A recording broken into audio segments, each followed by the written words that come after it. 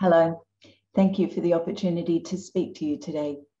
My name is Jenny Donovan and I'm the Chief Executive Officer of the Australian Education Research Organisation known as AERO.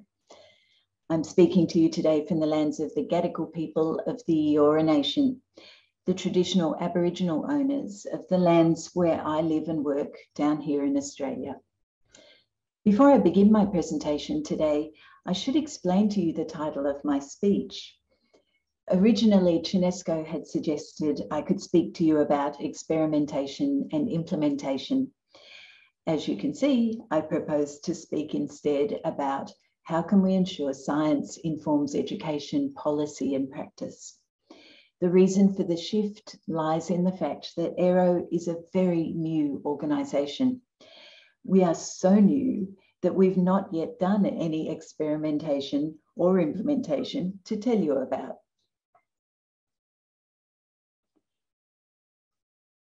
Instead, I will talk about the research, the consultation and evidence that have informed the creation of AERO and how it intends to ensure that experiments and evidence science informs education policy and practice in Australia as we go forward. Perhaps you can invite me back next year and I can tell you about our experiments and how they're going. So let me tell you about AERO, Australia's new independent education evidence body. Australia is a large country with a relatively small population and a very complex education system, including a total of 9 education ministers. Much decision-making in education happens at the level of the states and territories, but on some issues, ministers agreed to support national reforms. In 2011, for example, ministers agreed to implement a new needs-based funding model, whereby schools with students suffering greatest disadvantages would receive greater funding to help close equity gaps associated with education outcomes. In 2017, an independent national panel was convened to explore the evidence for proven initiatives that make a difference to student outcomes.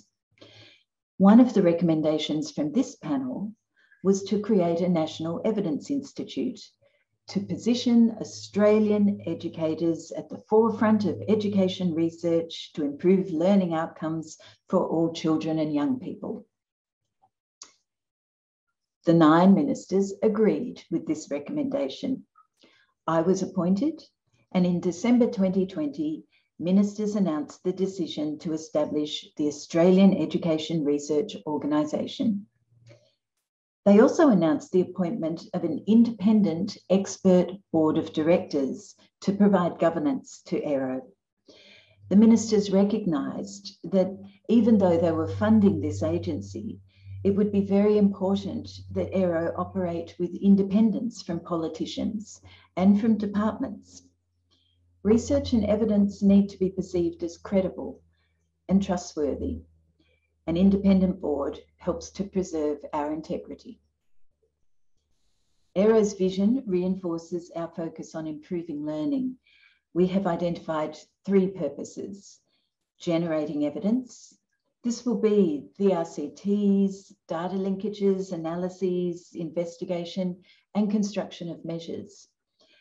There's a great deal of research available, but there are gaps in our knowledge that remain. Not all of the research is adequately rigorous, and much of it has been generated in systems outside of Australia, which means our teachers sometimes think it's not relevant for them. We'll be presenting high quality evidence that's relevant and accessible. For example, we'll synthesize existing research, we'll curate resources, we'll translate knowledge into products that are engaging and useful. And we'll be encouraging the adoption and effective implementation of evidence in practice and policy. For example, we'll undertake research into strategies that support greater evidence use. We want to understand the current state of evidence use, and we want to develop measures of evidence use in practice. AERO is not the first agency established to improve the quality of evidence in education, and nor are we the first to think about the bridge that must be built between evidence and practice. We have had the opportunity to research and consult and plan for an approach that we think will have success, and we're very grateful to those who've gone before for the generous insights and advice they've offered, including the Education Endowment Foundation in the United Kingdom and the Institute of Education Sciences in the United States.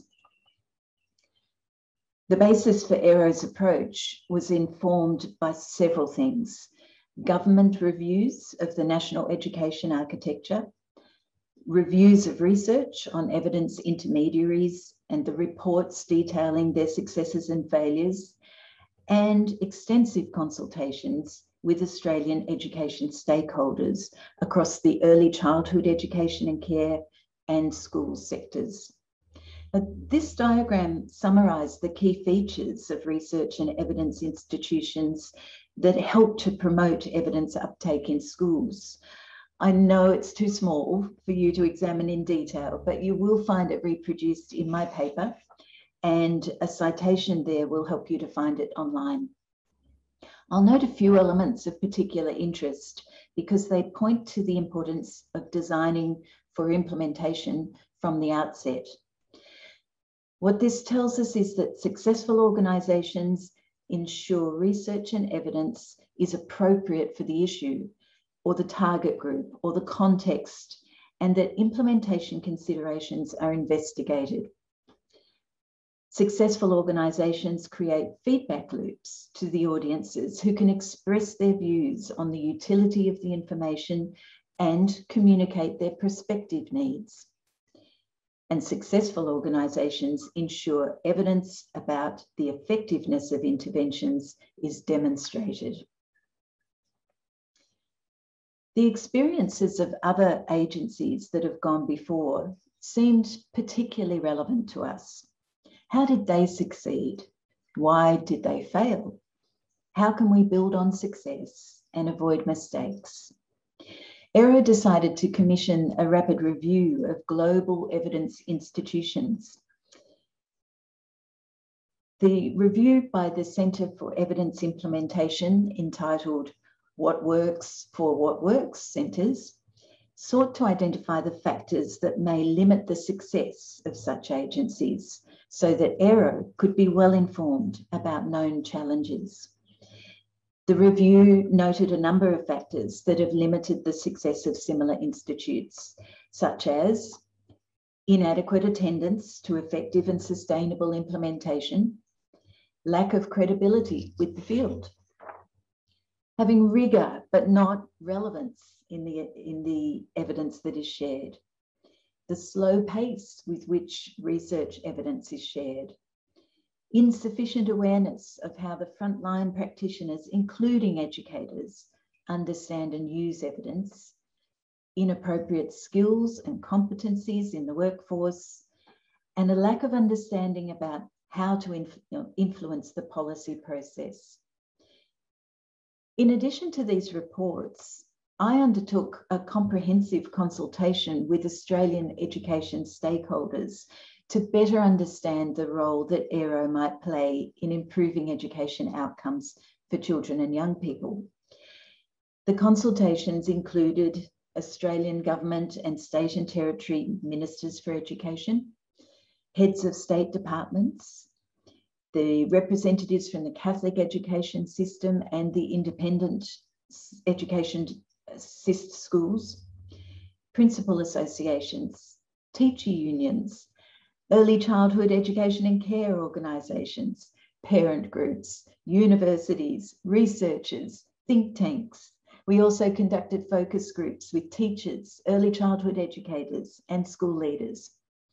This array of hundreds of education professionals told me that AERO should be bold and authoritative. They wanted us to become a source of trusted advice for educators. They believed that AERO's research should be rigorous and ethical, and all research should be presented in an accessible and engaging way. The organisation, they said, should operate collaboratively and remain focused on the practical challenges faced by practitioners. Those consulted also believed that the work of AERO should promote and support a culture of evidence use and evaluation.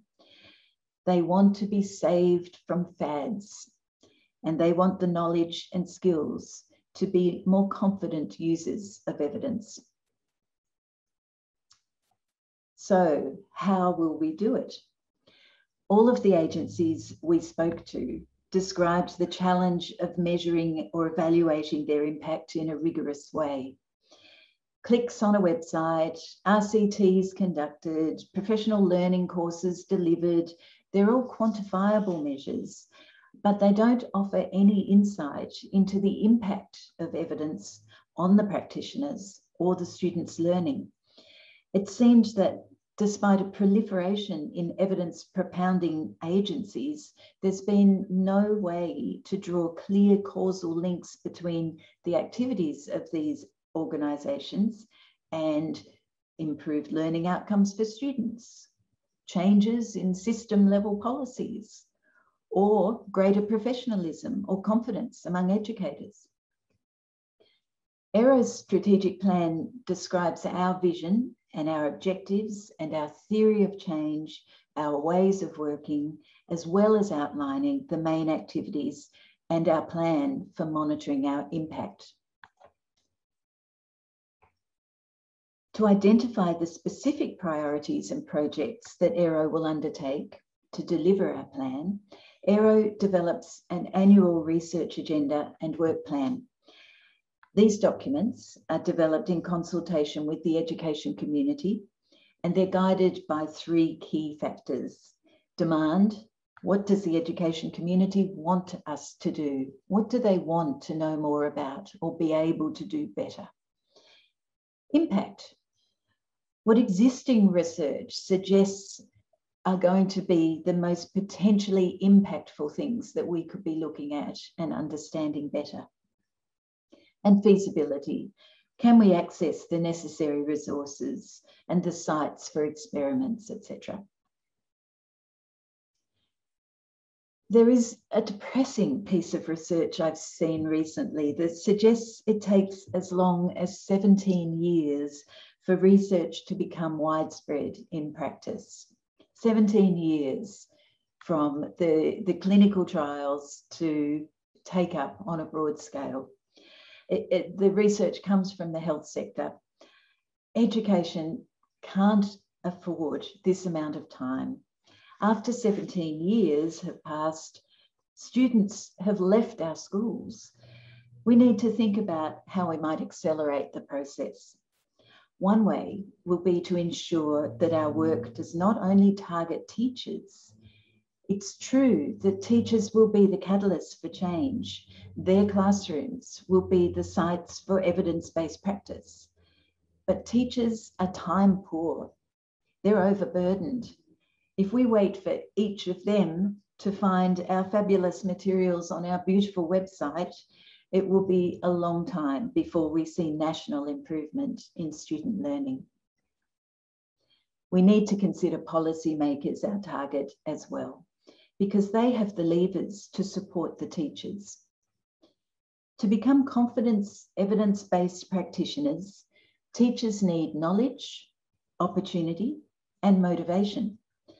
AERO plans to ensure that policymakers are equipped to meet these needs that teachers have by making our work relevant to the needs of the system leaders, making it easily distributable through their existing channels, and making it designed and conducted with their input so it's familiar and relevant to the needs of their contexts. We also want to understand more about the barriers and enablers for teachers. So we're conducting some research into the strategies needed to support greater evidence use. Given the innovative nature of this work, AERO is beginning by trying to understand the current relationship between teachers and evidence. We've surveyed teachers to gather insight into how they currently use research in their practice, how confident they feel about using research, and what research and evidence they most value. They've told us that they are much more likely to use practitioner-generated evidence than research evidence in their classrooms, that they lack confidence in determining whether evidence is rigorous or relevant to their context, and that even when they believe the research that says a practice is useful, that does not mean they will use it. These insights will inform development of easy-to-use measures of evidence-based teaching practices to help teachers formatively assess and improve their own practice. Measures such as observation rubrics, teacher surveys, student surveys. We hope that education practitioners and policymakers can use these measures to improve teaching practice at scale. And education researchers like Aero can use these measures as part of evaluations and of professional learning policies and programs. In order to successfully scale up or mobilise evidence, Aero is undertaking an agency-wide and whole-of-sector approach. It's clear that there is no blueprint for how to do this, so we will undertake a systematic research program exploring the enacted evidence base in education. This research program will investigate questions such as, to what extent are educators using evidence in their practice and/or implementing evidence-based practices? What evidence are they most commonly drawing on? What is the quality of that evidence?